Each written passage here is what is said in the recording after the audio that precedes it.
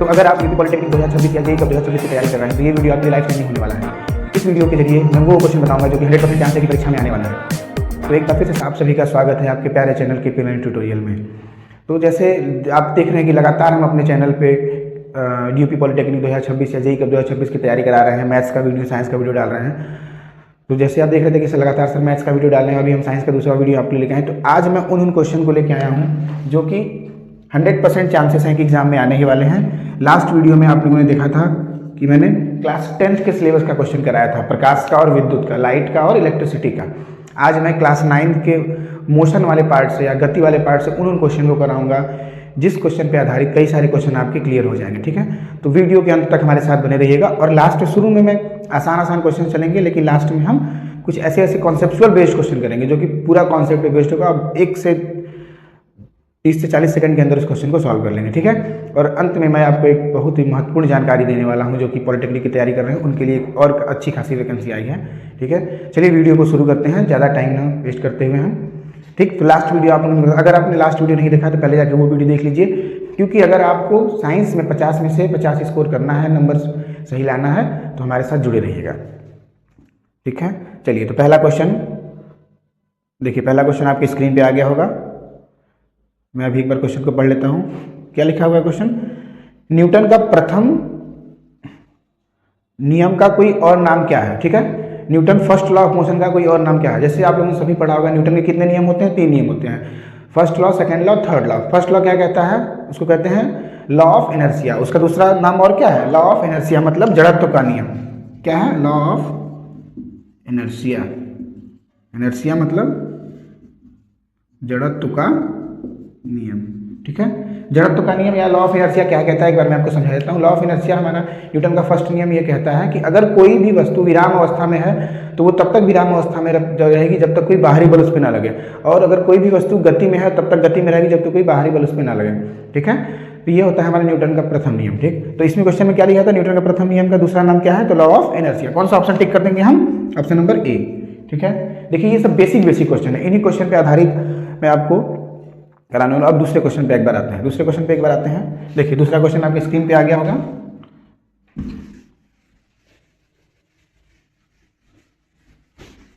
हाँ, दूसरा क्वेश्चन क्या है, एक बार मैं पढ़ लेता हूँ। दूसरा क्वेश्चन लिखा हुआ है कि 2 perpendicular force of 6 Newton and 8 Newton act on a body, what is the resultant force? ठीक है, एक पिंड पर 6 न्यूटन और 8 न्यूटन की 2 लंबवत बल क्रिया करते हैं, परिणामी बल कितना होगा? ठीक है, ये जैसे मान लीजिए हमारा एक है फोर्स 6 न्यूटन का और एक हमारा ये फोर्स ये 8 न्यूटन का। ठीक है, किसी पिंड पे, किसी ऑब्जेक्ट पे ये दोनों फोर्स लग रहे हैं। ठीक, तो अब क्या करना है, इसका हमें रिजल्टेंट फोर्स बताना है, परिणामिक बल बताना है। ठीक है, तो रिजल्टेंट फोर्स का जो सूत्र होता है क्या होता है? R बराबर अंडर रूट में F1 का स्क्वायर प्लस F2 का square plus 2F1 F2 cos theta. ये हमारा रिजल्टेंट फोर्स का फॉर्मूला होता है। ठीक है, तो जिसमें F1 की वैल्यू क्या है? 6 न्यूटन है, और F2 की वैल्यू क्या है? 8 न्यूटन है। अब क्या करना है, इसको फॉर्मूले पर रख देना है, आसानी से आप आंसर पा लेंगे। ठीक है, चलिए फॉर्मूले पर अगर रखते हैं तो देखिए क्या आएगा। तो 6 का स्क्वायर प्लस 8 का स्क्वायर प्लस 2 गुणे 8 गुणे 6 इंटू कॉस थीटा। अच्छा, क्वेश्चन में क्या दिया हुआ था कि दोनों फोर्स आपस में क्या है? लंबवत है, मतलब उनके बीच का जो कोण बन रहा है, एंगल है, वो कितने डिग्री का है? थीटा की वैल्यू क्या है इसमें? 90 डिग्री। थीटा की वैल्यू क्या है इसमें? 90 डिग्री। तो थीटा की वैल्यू जब 90 डिग्री है तो कॉस 90 की वैल्यू क्या होती है? कॉस 90 की वैल्यू होती है 0। तो ये वाला पूरा क्या हो जाएगा हमारा? कॉस 90। तो ये वाला पूरा टर्म हमारा क्या हो जाएगा? 0 हो जाएगा। तो बचेगा क्या? 6 का स्क्वायर प्लस 8 का स्क्वायर। 6 का स्क्वायर प्लस 8 का स्क्वायर मतलब बाहर क्या आएगा? 100। तो R बराबर क्या आ जाएगा? 10 न्यूटन। ठीक है, तो हमारा रिजल्टेंट फोर्स का मान कितना आया? 10 न्यूटन। कौन सा ऑप्शन सही है? Option number A, option A सही है। देखिए कितनी आसानी से मैं क्वेश्चन करा रहा हूँ, आराम से क्वेश्चन करेंगे, समझ में आ जाएगा। ठीक है, एक बार क्वेश्चन को देख लीजिए, आप स्क्रीनशॉट ले लीजिए। ठीक है, तो समझ में आ रहा होगा वो क्वेश्चन। चलिए दूसरे क्वेश्चन पे आते हैं। ये सब जो क्वेश्चन है ये सब क्या है? क्लास 9th के मोशन पे आधारित है। ठीक है, ये उन क्वेश्चन है जो कि इस क्वेश्चन पे कई सारे क्वेश्चन आए हुए हैं। तो ये ऐसा मत करिए कि एक ही क्वेश्चन है, इसका फॉर्मूला यूज करके आप कई सारे क्वेश्चन को सॉल्व कर सकते हैं। ठीक है, चलिए नेक्स्ट क्वेश्चन को लाते हैं।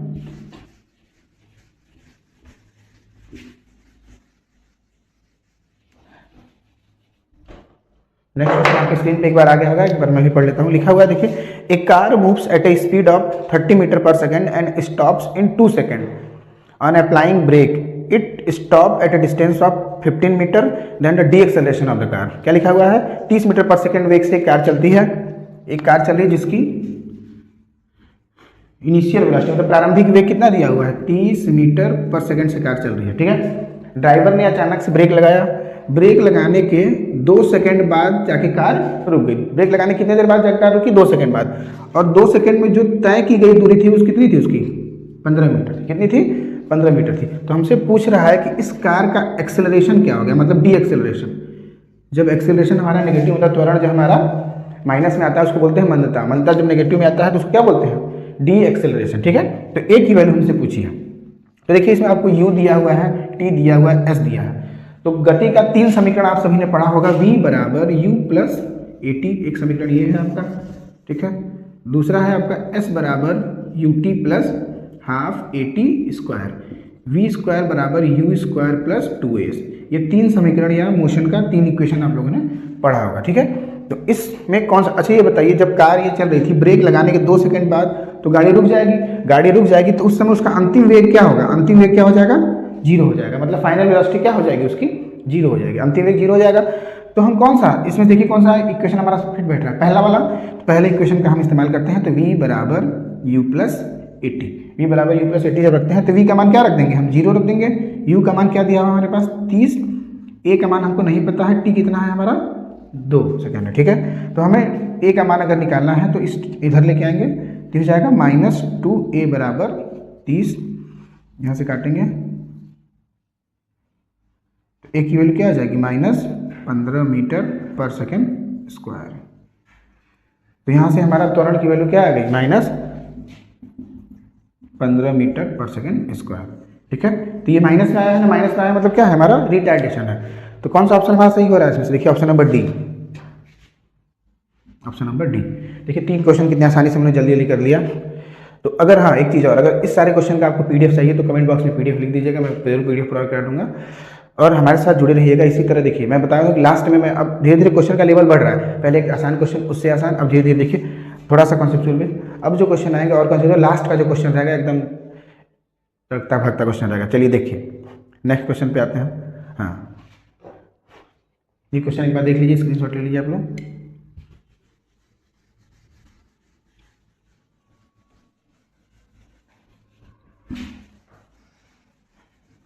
नेक्स्ट क्वेश्चन आपकी स्क्रीन होगा, मैं पढ़ लेता हूँ। लिखा है the kinetic energy of an object of mass m moving at a speed of 5 metre per second is 25 joule. What will be its kinetic energy when its speed will be double. लिखा है कि देखिए ये question भी बहुत अच्छा है। इस क्वेश्चन के मैं 2 तरीके से बताऊंगा। पहला तो जो बेसिक कॉन्सेप्ट है, दूसरा थोड़ा ट्रिक वाले मेथड से, जो कि आसानी से आप 30 सेकंड में भी इस क्वेश्चन को कर सकते हैं। चलिए देखिए एक बार क्वेश्चन मैं पढ़ के लिख देता हूँ पूरा क्या क्या दिया हुआ है। एक कार है, एक वस्तु है जिसका द्रव्यमान कितना दिया हुआ है? मास दिया हुआ है m, ठीक है। स्पीड, जिसकी स्पीड कितनी दी हुई है? 5 मीटर पर सेकंड। वेलोसिटी कितनी दी हुई है? 5 मीटर पर सेकंड। उसकी जो गतिज ऊर्जा है मतलब काइनेटिक एनर्जी, काइनेटिक एनर्जी कितनी है? 25 जूल। कितनी है? 25 जूल, ठीक। कह रहा है कि what will be its kinetic energy when its speed will be double. पूछ रहा है कि अगर हम ये मान लेते हैं v1 है, स्पीड पहले दिया हुआ है, तो v2 जब इसका हम 2v1 कर दें, मतलब इसके स्पीड को हम जब डबल कर दें, पहले 5 था, अब स्पीड कितना कर दें हम?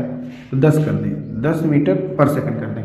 तो पूछ रहा है उसका जो है गतिज ऊर्जा या काइनेटिक एनर्जी कितनी होगी। देखिए बहुत ही आसान क्वेश्चन है, बस थोड़ा सा आपको ध्यान रखना है। तो गतिज ऊर्जा का जो सूत्र होता है क्या होता है? 1/2 mv स्क्वायर, ठीक है।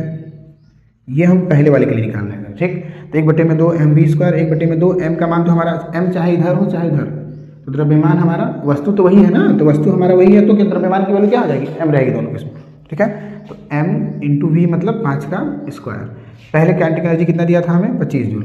इसका स्क्वायर करेंगे तो 25 बराबर हो जाएगा 1/2 गुणे m गुणे 25, ठीक है। 5 का स्क्वायर कितना होगा?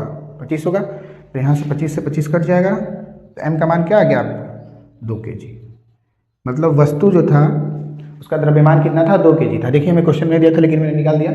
ठीक है। तो वस्तु का द्रव्यमान कितना दिया था 2 kg। अब इसी द्रव्यमान को इस्तेमाल करके हम दूसरा वाला गतिज ऊर्जा या काइनेटिक एनर्जी निकालेंगे। तो 1/2 इंटू एम इंटू V2 का स्क्वायर, ठीक है। तो V2 का स्क्वायर करेंगे तो 1/2, m का मान कितना आया 2। अब ये किसका स्क्वायर करेंगे 10 का स्क्वायर करेंगे, ठीक है। क्योंकि V1 की वैल्यू कितनी थी 5 की, तो V2 की वैल्यू कितनी जाएगी 10, क्योंकि बोला है कि स्पीड डबल जब हो जाए। तो 2 से 2 काट देंगे, 10 का स्क्वायर कितना हो गया 100। तो दूसरा काइनेटिक एनर्जी हमारा क्या हो जाएगा 100 जूल। तो कौन सा ऑप्शन हमारा मैच कर रहा है इसमें, देखिए ऑप्शन नंबर ए। अच्छा हाँ, इस क्वेश्चन में देखिए ऑप्शन से भी आप चाहे तो एलिमिनेट कर सकते हैं 2 ऑप्शन। ऑप्शन देखिए क्या लिखा है 100 जूल, 50 जूल, 100 न्यूटन, 50 न्यूटन। तो क्योंकि अब क्या है ये ऊर्जा पूछा है आपको, एनर्जी पूछी, एनर्जी की यूनिट क्या होती है जूल होती है। और ये जो न्यूटन दिया है ये किसकी यूनिट होती है, फोर्स की या अपनी बल की। तो 2 ऑप्शन तो आप ऐसे ही एलिमिनेट कर सकते हैं। तो ऑप्शन देख के भी आप आसानी से क्वेश्चन को कर सकते हैं। तो 2 ऑप्शन है, तो 50-50 वाला चांस खेल सकते हैं आप इसमें, ठीक है। चलिए ये तो हो गया थोड़ा जो कॉन्सेप्चुअल इसका सॉल्यूशन हो गया कि बेसिक कॉन्सेप्ट जो चलते हैं वो वाला सॉल्यूशन हो गया। इसके बाद मैं आप लोग को ट्रिक वाला सॉल्यूशन इसका बताऊंगा। देखिए 1, 2 से 3 लाइन में कैसे आसानी से हो जाएगा ये। वो वाला सॉल्यूशन देखिए, ये वाला समझ में आया। पहले क्या निकालेंगे, द्रव्यमान निकालेंगे, फिर गतिज ऊर्जा दूसरे वाले में उसको पुट कर देंगे तो वैल्यू आ जाएगी, ठीक है। दूसरा वाला सॉल्यूशन देखिए क्या करना है, बस सीधे आपको रेशियो निकाल देना है। Kinetic energy first divide by kinetic energy 2। Formula क्या है हमारा, हाफ m V1 का स्क्वायर 1/2 m तो वही रहेगा। तो इसकी वैल्यू क्या हो जाएगी V2 का स्क्वायर। अब देखिए 1/2 ये कट गया। काइनेटिक एनर्जी पहले वाले में कितना दिया हुआ है 25 जूल, दूसरे वाले में हमको नहीं पता है, ठीक है। अब V1 की वैल्यू कितनी है 5 का स्क्वायर डिवाइड बाई 2V1 पूछ रहा था, क्या 2V1 हो जाएगा मतलब 10 का स्क्वायर। तो 25 बटे में काइनेटिक एनर्जी 2 बराबर 25 बटे में 100। 25 से 25 घट गया, देखिए काइनेटिक एनर्जी कितनी आई 100 जूल। कितना आसानी से क्वेश्चन हो गया। लेकिन आपको कॉन्सेप्ट पता रहेगा तभी ये सब क्वेश्चन कर पाएंगे, ठीक है। क्योंकि बेसिक कॉन्सेप्ट इसका क्लियर रहेगा वही ये सब क्वेश्चन आसानी से कर पाएगा। देखिए कितना आसान तरीका है बताया मैंने अच्छे से। बस क्या करना है, सिंपल सा रेशियो लेना है, क्योंकि सब द्रव्यमान अगर सेम है जो सेम वैल्यू कट जाएगी, आसानी से करके इस क्वेश्चन का आंसर आप पा सकते हैं। कौन सा ऑप्शन मैच करा, ऑप्शन नंबर ए। इस तरीके से भी जा सकते हैं, उससे भी जा सकते हैं। ये इसके लिए है बेसिक कॉन्सेप्ट सीखने के लिए, वो एग्जाम में करने के लिए तरीका बताऊँ, जल्दी इससे सॉल्व होगा क्वेश्चन, ठीक है। तो एक बार दोनों सॉल्यूशन को आप देख लीजिए अच्छे से, स्क्रीनशॉट ले लीजिए, ठीक है। चलिए आगे बढ़ते हैं।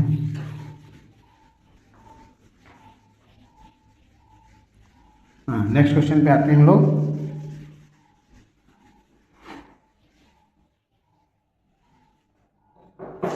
कितने क्वेश्चन कराए अभी तक, 4 क्वेश्चन। देखिए धीरे धीरे लेवल बढ़ रहा है ना।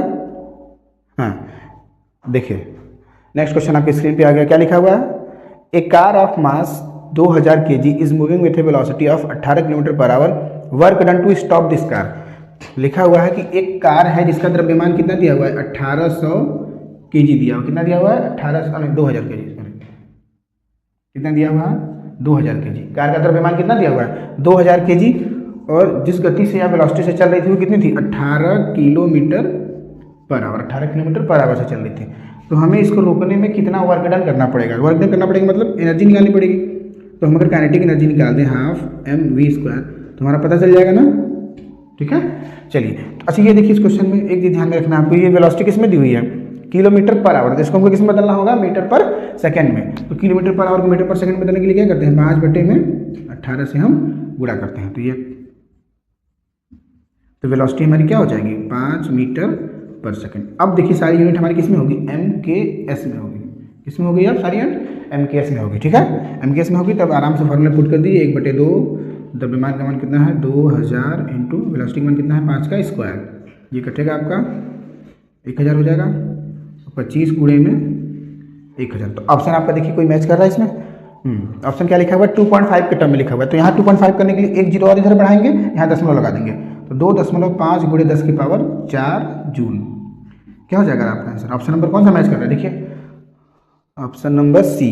कौन सा ऑप्शन मैच कर रहा है, ऑप्शन नंबर सी, 2.5 गुणे 10⁴ जूल। देखिए कितना आसान कॉन्सेप्ट है, इसमें आसानी से आपको क्वेश्चन बस क्या करना है, लेकिन टर्म समझना होगा। अब वर्क डन पूछ दिया तो कभी कभी लोग बच्चे क्या करते हैं, जब कार्य पूछ देता है तो F गुणे बल गुणे विस्थापन लगा देते हैं, फोर्स इंटू डिस्प्लेसमेंट। तो इसमें अब बल तो कहीं दिया नहीं है ना, तो हमें क्या लगाना पड़ेगा, क्योंकि वर्क डन जो होता है काइनेटिक एनर्जी बराबर दोनों की यूनिट क्या होती है जूल जूल होती है, ठीक है। तो काइनेटिक एनर्जी वाला भी सूत्र अगर लगाएंगे तो यहाँ से आसानी से इसको हमें निकाल लेंगे, ठीक। तो देखिए समझ में आया होगा, क्वेश्चन को देख लीजिए। अब देखिए जो क्वेश्चन का लेवल है अच्छा आने वाला है।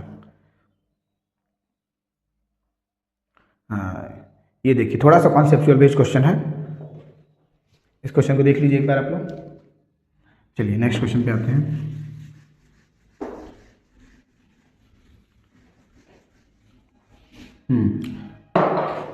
थोड़ा सा कॉन्सेप्चुअल देखिए। नेक्स्ट क्वेश्चन क्या लिखा हुआ है, a wooden block of mass 6 kg is pulled across a rough surface by 54 newton force against a friction force F, the acceleration of the block is 6 metre per second, then the value of friction force F will is. देखिए क्या लिखा हुआ है कि एक हमारा ये wooden का ब्लॉक है, ठीक है, इसका द्रव्यमान कितना दिया हुआ है 6 kg, कितना दिया हुआ है 6 kg दिया हुआ है, ठीक है, और किसी सरफेस पे रखा हुआ है, इसके बीच में क्या लग रहा है फ्रिक्शन लग रहा है, ठीक है, और इसको हम खींच रहे हैं कितने बल से, मान लेते हैं P जो लोड लगा के हम खींच रहे थे, कितने न्यूटन का है फोर्स, ये 54 न्यूटन का है, ठीक है। तो अच्छा ये बताइए जब ये किसी सरफेस पे रखा हुआ है, इसको हम खींच रहे हैं, तो इसके बीच में फ्रिक्शन फोर्स काम कर रहा होगा, और हमारा फ्रिक्शन फोर्स क्या करता है, जिस डायरेक्शन में हम फोर्स लगा रहे होते हैं उसके विपरीत या अपोजिट डायरेक्शन में काम करता है, ठीक है।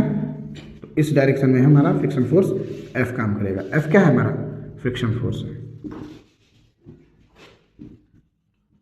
F क्या है हमारा फ्रिक्शन फोर्स, ठीक है, तो उसके अपोजिट डायरेक्शन में। तो हमें पूछा क्या है कि फ्रिक्शन फोर्स की वैल्यू क्या है, इस कार का त्वरण कितना दिया हुआ है, ए की वैल्यू कितनी दी हुई है 6 मीटर पर सेकेंड स्क्वायर दी हुई है, इस कार का त्वरण कितना दिया हुआ है 6 मीटर पर सेकेंड स्क्वायर दिया हुआ है, ठीक है। तो हमें देखिए इस क्वेश्चन में क्या निकालना है, फ्रिक्शन फोर्स की वैल्यू निकालनी है। तो इसमें क्या लगाएंगे, न्यूटन का दूसरा नियम। न्यूटन का दूसरा नियम क्या होता है, स्टेटमेंट आपको मैं एक बार बताया। तो न्यूटन का दूसरा नियम क्या होता है, आप सबको पता है कि नहीं न्यूटन का दूसरा नियम क्या होता है, एक बार सोचिए, थोड़ा ध्यान लगाइए, क्योंकि दूसरा नियम एक ऐसा है जो बच्चों को भूल जाते हैं, बाकी पहला तो तीसरा तो याद रहता है, तीसरा सबको याद है एक्शन रिएक्शन, पहला भी सबको याद रहता है लॉ ऑफ इनर्शिया जड़त्व का नियम। देखिए दूसरा नियम एक बार बताता हूँ क्या होता है, rate of change of linear momentum, क्या बताया मैंने, rate of change of linear momentum is equal to the force applied on the body और इट। किसी भी वस्तु पे, किसी भी कोई भी वस्तु है हमारी, अगर वो किस में है लीनियर मोमेंटम मतलब रेखी संवेग में, रेखी संवेग में है, तो समय के साथ अगर उसमें परिवर्तन हो रहा है, तो उसके समय के साथ जो परिवर्तन हो रहा है उसमें वो किसके बराबर है, उसके लगाए गए बल के बराबर है। जैसे rate of change of linear momentum is equal to the force applied on body और इट। तो इसमें क्या कहेंगे, न्यूटन का हम दूसरा नियम लगाएंगे। न्यूटन का दूसरा नियम क्या कहता है, F बराबर ma, ठीक है, F बराबर ma मतलब कि इस ऑब्जेक्ट पर जितना भी फोर्स लग रहा है, किस डायरेक्शन में, क्या बताया था मैंने, लीनियर मोशन, ठीक है, इस डायरेक्शन में सब जितना फोर्स लग रहा है सब किसके बराबर हो जाएगा, ma के बराबर हो जाएगा। चलिए एक बार सारे फोर्स को हम लिख लेते हैं। तो इस ऑब्जेक्ट पे देखिए फोर्स कितना लग रहा था हमारा, हाँ ये P क्या है हमारा, अप्लाइड लोड है, अप्लाइड फोर्स, P हमारा क्या था, अप्लाइड फोर्स था, ठीक है। तो लगने वाला फोर्स देखिए क्या है, P है हमारा minus friction force opposite direction में, इसलिए किसके कर देंगे, माइनस के साथ, बराबर किसके कर देंगे, ma के बराबर कर देंगे, ठीक है। तो P का मान कितना है हमारा 54 है, माइनस F, ठीक है, इधर वाले को F माइनस नहीं बराबर, अरे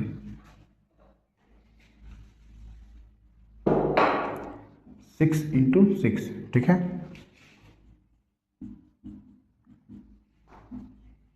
36, ठीक है। तो F का मान यहाँ से निकालेंगे तो क्या हो जाएगा 54 माइनस, तो 36 minus F equal to 36 minus 54, तो minus F equal to minus 18, तो F इक्वल टू क्या आ जाएगा 18, F इक्वल टू क्या आ जाएगा, ठीक है, F इक्वल टू क्या आ जाएगा 18 न्यूटन। तो इस वस्तु पे लगने वाला जो फ्रिक्शन फोर्स या गुण बल था वो कितना था 18 न्यूटन था। समझ में आया, देखिए कितना आसानी से हम लोगों ने इस क्वेश्चन, कौन सा नियम लगाया इसमें, न्यूटन का हम सेकंड नियम लगाया, न्यूटन सेकंड लॉ, न्यूटन के सेकंड नियम के अनुसार इस क्वेश्चन को हमने सॉल्व किया। तो बोले थे ना थोड़ा सा देखिए कॉन्सेप्चुअल वाला क्वेश्चन रहेगा ये, ठीक है। तो क्या किया मैंने कि इस वस्तु पे जितने भी फोर्स लग रहे थे, मतलब जितने भी बल लग रहे थे किस डायरेक्शन में, लीनियर मोशन मतलब एक्स के दिशा में, एक्स दिशा में जितने भी फोर्स लग रहे थे वो किसके बराबर हो गए थे, ma के बराबर। तो पहला फोर्स कौन सा लग रहा था, अप्लाइड फोर्स जो हमने 54 न्यूटन का क्वेश्चन में दिया हुआ था। दूसरा फोर्स उसके विपरीत दिशा में कौन सा लग रहा था, हमारा फ्रिक्शन फोर्स लग रहा था, ठीक, वो किसके बराबर हो जाएगा, m और a के। तो 54 न्यूटन ये फ्रिक्शन फोर्स हमें निकालना है, मास की वैल्यू दी हुई है और त्वरण की वैल्यू कितनी दी हुई थी 6। तो यहाँ से हमारा क्या हो जाएगा 54 माइनस 36, तो F का मान क्या हो जाएगा 18 न्यूटन। तो कौन सा ऑप्शन मैच कर रहा है, ऑप्शन नंबर सी। कौन सा ऑप्शन मैच कर रहा है, ऑप्शन नंबर सी। तो ये सब देखिए कितने प्यारे प्यारे कॉन्सेप्ट है, छोटे छोटे कॉन्सेप्ट से आप आसानी से इस क्वेश्चन को कर सकते हैं और नंबर ले सकते हैं, ठीक है। चलिए लास्ट क्वेश्चन पे आते हैं। लास्ट क्वेश्चन जो, हाँ ये जो क्वेश्चन है काफ़ी इंटरेस्टिंग क्वेश्चन है, क्योंकि गति का 3 समीकरण तो सभी ने पढ़ा होगा, ठीक है। तो ये जो क्वेश्चन काफ़ी इंटरेस्टिंग है। चलिए एक बार इस क्वेश्चन का स्क्रीनशॉट ले लीजिए, आप लोग सॉल्यूशन देख लीजिए।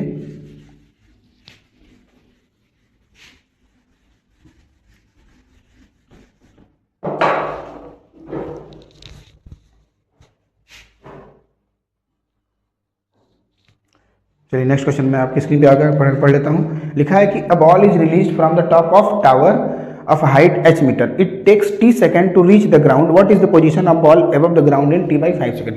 कितना प्यारा क्वेश्चन है ये, देखिए इस क्वेश्चन से आपका पूरा जो गति का समीकरण वाला फ्री फॉल वाला कॉन्सेप्ट होता है ना, किसी वस्तु को जब हम नीचे की तरफ गिराते हैं वो पूरा कॉन्सेप्ट क्लियर हो जाएगा।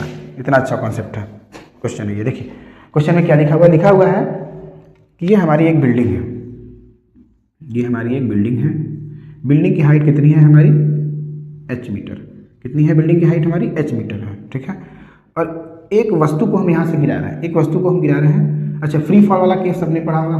फ्री फॉल वाले केस में क्या होता है, जब भी किसी वस्तु को हम ऊपर से ऐसे गिराते हैं तो उस पर लगने वाला जो इनिशियल वेलोसिटी होती है वो क्या हो जाती है, जीरो हो जाती है। फ्री फॉल का मतलब ही क्या होता है, इनिशियल वेलोसिटी की वैल्यू क्या होती है, जीरो। तो यहाँ से जब ऑब्जेक्ट को गिरा रहे हैं तो उसकी यू की वैल्यू क्या हो जाएगी, यहाँ से जीरो हो जाएगी, ठीक।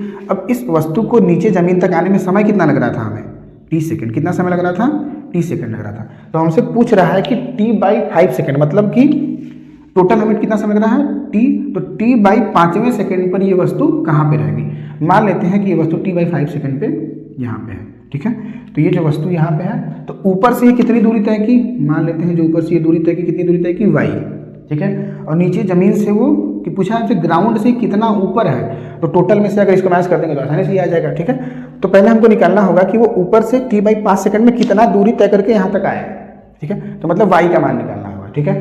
तो गति का 3 समीकरण आप सभी ने पढ़ा होगा, v बराबर u प्लस at, s बराबर ut plus half at square, v square बराबर u स्क्वायर प्लस 2s। लेकिन ये किसमें था, जब हमारा वस्तु लीनियरली मोशन हो रहा था, मतलब एक दिशा में, लीनियर दिशा में, ठीक है। अब लेकिन क्या आ गया, वर्टिकल में आ गया, मतलब किसी को हम ऐसे गुरुत्वाकर्षण के कारण ही नीचे जा रहा है, ठीक है। उसमें जहां हमारा a था वहीं पे हमारा क्या आ जाएगा, छोटा वाला g आ जाएगा।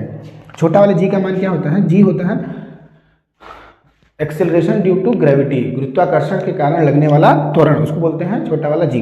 इसका मान क्या होता है 9.81 मीटर पर सेकेंड स्क्वायर या तो 10 मीटर पर सेकेंड स्क्वायर होता है, ठीक है, ये होता है। अच्छा एक बार फॉर्मूला में सारा आपको फिर से लिखता हूँ, u minus G T, S बराबर, एस की जगह क्या हो जाता है, इसमें h हो जाता है, हाइट हो जाती है, U T minus half G T square, V square बराबर यू स्क्वायर माइनस 2gh, ठीक है। ये तीनों फार्मूला है, ठीक, तीनों फार्मूला इसी का इस्तेमाल। चलिए तो मैंने क्वेश्चन को आपको समझ में आ गया, क्या करना है हमको, पहले y का मान निकालना है। जब y का मान आ गया तो टोटल दूरी हमारी बिल्डिंग की कितनी है, h मीटर है, तो h में से अगर ये मान हम माइनस कर देंगे तो हमारा ऑटोमेटिकली ये मान आ जाएगा, ठीक है। चलिए अच्छा एक बार ऑप्शन भी देख लीजिए, ऑप्शन क्या दिया, क्वेश्चन आपको आंसर किस में देना है, h के टर्म में ही देना है। तो सबसे पहले y का मान निकालिए। y का मान निकालने के लिए हम क्या करेंगे, कौन सा लगाएंगे, दूसरा समीकरण लगाएंगे। दूसरा समीकरण क्या है, h equal to U T minus half D T square. अच्छा ये बताइए यू टी, यू मतलब यू क्या है, इनिशियल वेलोसिटी है, तो ये जीरो होती है, पूरा टर्म क्या हो जाएगा हमारा, जीरो हो जाएगा। तो अगर हम h की जगह हमारा क्या हो जाएगा y का मान यहाँ से निकाले तो क्या हो जाएगा 1/2g टी स्क्वायर, ठीक है। ये माइनस में रहता है तो माइनस माइनस क्या हो जाएगा हमारा प्लस हो जाएगा, ठीक है। तो 1/2g टी स्क्वायर, तो y का मान रखेंगे 1/2, g का मान ऐसे रहने दो, t का मान क्या रहेगा t/5, t/5 का स्क्वायर, ठीक है। तो ये हो जाएगा y बराबर 1/2g टी स्क्वायर बटे में 25। y का मान हमारा आ गया, y का मान आ गया कि नहीं आ गया, ठीक है। y का मान जब हमारा आ गया तो देखिए y बराबर क्या है हमारा, इसको लिख सकते हैं 1/2g टी स्क्वायर इंटू 1/25, ठीक है। अच्छा ये 1/2g टी स्क्वायर किसका मान था, h का मान होता है ना, किसका मान होता है h का, मतलब h बराबर क्या होता है half G T square, h बराबर क्या होता है हाफ जी टी स्क्वायर। तो यहाँ पे हम क्या रख देंगे 1/2g टी स्क्वायर की जगह h रख देंगे, तो y बराबर क्या हो जाएगा हमारा h/25। मतलब ये टोटल जो है t/5 सेकंड में कितनी दूरी तय करेगी, h/25, मतलब h का टोटल कितना भाग, h/25वां भाग वो तय करेगी, ठीक। तो हमें निकालना क्या है कि नीचे से वो कितना ऊपर है, नीचे से कितना। अच्छा ये बताइए नीचे से ऊपर निकालना है तो टोटल में से अगर जितना आया है उसको अगर हम माइनस कर दें तो हमारा आ जाएगा। तो टोटल हमारा कितना है h है, माइनस क्या कर देंगे h/25 कर देंगे। टोटल हमारा h है, अगर h/25 माइनस कर देंगे तो हो जाएगा 24h/25। तो कौन सा ऑप्शन हमारा मैच कर रहा है, ये जो नीचे से हमारी हाइट है मान लीजिए इसको x है, x की वैल्यू हमारी कितनी आ गई 24h/25। तो कौन सा ऑप्शन बच कर? Option number D. देखिए कितना प्यारा क्वेश्चन है ये, प्यारा क्वेश्चन है। इससे क्या हो रहा है कि आपका पहले तो ये क्वेश्चन तो सॉल्व हुआ ही, उसके साथ साथ ये कॉन्सेप्ट भी आपका क्लियर हो गया फ्री फॉल वाला, कि कोई भी वस्तु अगर हम नीचे की तरफ जब गिराते हैं तो उसकी इनिशियल वेलोसिटी या प्रारंभिक वेग क्या होती है? 0 होती है। वो जो जिस त्वरण से गिरती है वो कौन सा त्वरण होता है? जी, छोटा वाला, जिसको क्या बोलते हैं? गुरुत्वाकर्षण के कारण लगने वाला त्वरण या एक्सेलरेशन ड्यू टू ग्रेविटी, उसके कारण ये नीचे जाती है। और इसमें हमारा जो गति का 3 समीकरण होता है, वहाँ v बराबर u + at होता है, यहाँ पे क्या हो जाता है हमारा -g, जहाँ चाहिए रहता है वहाँ क्या होता है? -g होता है। ठीक है, तो देखिए कितने अच्छे से मैं सारे क्वेश्चन का बोलिंग करा दिया हूँ। तो देखिए अब क्या करना है, आपको इन सारे क्वेश्चन को जाकर प्रैक्टिस करना है। अगर आपको चाहिए कि नहीं सर इस क्वेश्चन का मुझे पीडीएफ दे दीजिए, तो इस पीडीएफ आप कमेंट बॉक्स में लिख दीजिएगा, मैं टेलीग्राम चैनल पर डाल दूंगा। ठीक है, और इसका अगर सॉल्यूशन भी चाहिए तो सॉल्यूशन भी बताइएगा, मैं भेज दूंगा आप लोगों को। ठीक, तो देखिए अब क्या करना है, आपको सारे क्वेश्चन करना है। और ये सब जो क्वेश्चन मैं बताया हूँ प्रीवियस ईयर क्वेश्चन के एनालिसिस पे बताया, मतलब प्रीवियस ईयर में इस तरह के क्वेश्चन हर साल आते हैं, तो उसी के आधार पे मैं उन सबका जो सबसे टफ क्वेश्चन है वो लेके आप लेके आया कि आसानी से इस क्वेश्चन से आपका 2-3 कॉन्सेप्ट खुल जाएगा। ठीक है, देखिए समझ में आ गया होगा। तो जैसे मैंने शुरू में ही आप लोग बता दिया था कि कुछ मैं इंपॉर्टेंट जानकारी या महत्वपूर्ण जानकारी आप लोग लेके आया हूँ। तो जो भी बच्चे यूपी पॉलिटेक्निक 2026 या जेईई 2026 की तैयारी कर रहे हैं, तो उनके लिए एक और ही अच्छा फॉर्म आया है IERT करके, institute of engineering and rural technology करके, जो कि इलाहाबाद का एक यूनिवर्सिटी है, तो कॉलेज है, जिसमें आपको कि मैकेनिकल और इलेक्ट्रिकल ब्रांच से पढ़ने का मौका मिलेगा। और यहाँ का प्लेसमेंट स्ट्रक्चर बहुत अच्छा है, 100% प्लेसमेंट है। यहाँ पे हिंडाल्को जैसी कंपनी, अडानी, आदित्य बिरला ऐसी कंपनी यहाँ पे जाती हैं, तो ये बहुत ही अच्छा कॉलेज है। आप इसका भी 7वीं फॉर्म भर के अगर आप तैयारी कर रहे हैं पॉलिटेक्निक, तो इसका भी भर के फॉर्म दे सकते हैं, क्योंकि 17 के बाद ये कॉलेज बंद हो गया था, वापस से ये एग्जाम के थ्रू लेना शुरू किए। इसके पहले जेईई मेंस या जैसे भी ले रहे थे, वापस से एग्जाम करा रहे हैं, तो ये भी काफ़ी अच्छा मौका है, सुनहरा मौका। तो इसको हाथ से जाने मत दीजिएगा, क्योंकि पॉलिटेक्निक तैयारी का बार कर रहे हैं तो साथ में इसका भी कर रहे हैं, दोनों का पेपर लगभग सेम होता है। और यहाँ का प्लेसमेंट बहुत ही अच्छा है। देखिए मैं कुछ ब्रांच के बारे में बताता हूँ, कौन कौन सा ब्रांच यहाँ चलता है। 3 ईयर का आपको 6 सेमेस्टर इंजीनियरिंग डिप्लोमा, जो यहाँ पे डिग्री मिलेगी आपको, इंजीनियरिंग डिप्लोमा की डिग्री मिलेगी। कौन कौन से ब्रांचेज हैं? Diploma in plastic technology, diploma in electrical engineering, diploma in electronics engineering, diploma in instrumentation and control energy engineering, diploma in civil engineering, उसके बाद मैकेनिकल इंजीनियरिंग। तो इतने सारे ब्रांच है, इसका मैं पीडीएफ आपको मैं भेज दूंगा, अपने डिस्क्रिप्शन बॉक्स में भी डाल दूंगा और टेलीग्राम ग्रुप में। तो एक बार इस फॉर्म को भी आप लोग देख लीजिएगा, जरूर भरिएगा। ठीक है, तो उम्मीद है कि आप लोगों ने अच्छे से वीडियो देखा होगा, समझ में आया होगा। तो इसी तरह से हमारे चैनल को आप अपना प्यार और स्नेह बनाए रखिएगा, और लगातार जैसे हम आपके लिए मेहनत करें, तो आप भी साथ साथ में हमारे मेहनत करते रहिए, पैरेलल में चलते रहिए, पढ़ते रहिए। मैथ्स का वीडियो सर भी लगातार हमारे उस पर डाल रहे हैं, तो जिन्होंने मैथ्स का नहीं देखा है एक बार, क्योंकि मैथ्स ज़्यादा वेटेज है, 50 क्वेश्चन का मैथ का है, तो मैथ्स का वीडियो जाके जरूर देखिए। एकदम बेसिक से आपको पढ़ा रहा है, मतलब जो लड़का एकदम नहीं भी पढ़ा होगा, शून्य से अगर पढ़ना चाहता है, तो वो भी जाके मैथ्स की वीडियो से समझ सकता है। ठीक है, तो आप लोग जाइए हमारे चैनल पर देखिए, इसी तरह अपना प्यार बनाए रहिए। बहुत बहुत धन्यवाद।